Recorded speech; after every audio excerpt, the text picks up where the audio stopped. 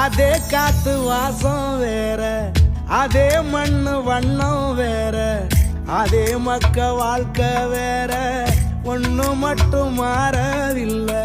மத்த நாட்டு சுவையெல்லாமே ஒத்த வேலை உடைய போல, சுத்தமான நம்மூர் சுவையோ ஆத்தா தந்த உசுர போல.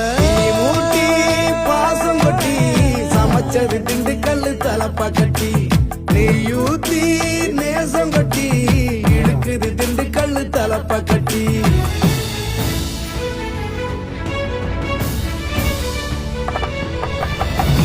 மூட்டி பாசம் கொட்டி சமைச்சது திண்டுக்கல்லு தலப்பா கட்டி, நெய்யூத்தி நேசம் கொட்டி படைச்சது திண்டுக்கல்லு தலப்பா கட்டி.